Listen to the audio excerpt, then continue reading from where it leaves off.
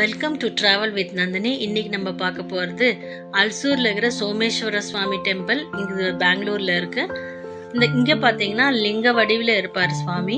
இந்த கோயிலுடைய ஹிஸ்ட்ரி கதை என்னன்னு பார்த்தீங்கன்னா 2 விதமாக சொல்லப்படுது.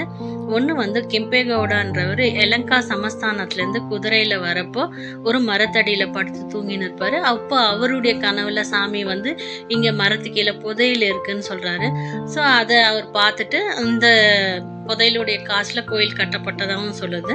இன்னொரு கதை என்னன்னு பார்த்தீங்கன்னா ஜெயப்பா கவுடான்றவர், அவர் ஒரு ராஜா. அவர் வேட்டைக்கு போயிட்டு மரத்தாண்ட படுத்துன்னு தூங்கியிருந்தப்போ அவர் கனவுல ஈஸ்வரர் இங்கே லிங்கம் இருக்குது மரத்து கீழேனாரு. ஸோ அவரும் அந்த லிங்கத்தை எடுத்து கோயிலில் கட்டினதாகவும் சொல்லப்படுது. இங்கே தான் மூலஸ்தானம் இருக்குது. சுவாமியை நல்லா பார்த்துக்காங்க.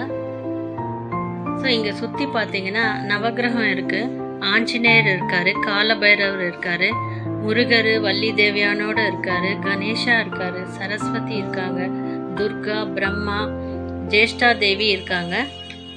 இந்த கோயில் சுற்றி முன்ன துளுவ வெள்ளாளர் முதலியார் பராமரிச்சதா சொல்றாங்க. இந்த கோயிலில் பார்த்தீங்கன்னா தமிழில் கல்வெட்டெல்லாம் இருக்கு. இங்க ஒரு பெரிய நந்தி இருக்கு. அதே மாதிரி 48 பில்லர்ஸ் இருக்கு. அந்த 48 பில்லர்ஸ்லயும் நல்ல சிலா சிற்பங்கள் இருக்கு. அதுவும் நீங்க பார்க்கலாம்.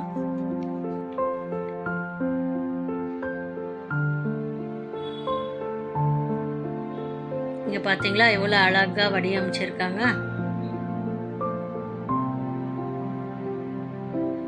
ஸோ இங்க பாத்தீங்கன்னா சுவாமியுடைய பக்கத்திலே காமாட்சி அம்மன் கோவில் இருக்கு. காமாட்சி அம்மன் கோயிலை தரிசிச்சுக்கோங்க. இப்போ காமாட்சி அம்மன் கோவில், இந்த கோயில் பார்த்தீங்கன்னா 800 வருஷம் பழமையான கோயில்னு சொல்லப்படுது. பிரம்மோற்சவம் 23rd ஏப்ரல் நடக்குது. ஸோ யாருன்னா அல்சூர் பெங்களூருக்கு வந்தீங்கன்னா பாருங்க இங்கே ஸோ தேங்க்ஸ் ஃபார் வாட்சிங். சப்ஸ்கிரைப் பண்ணுங்க.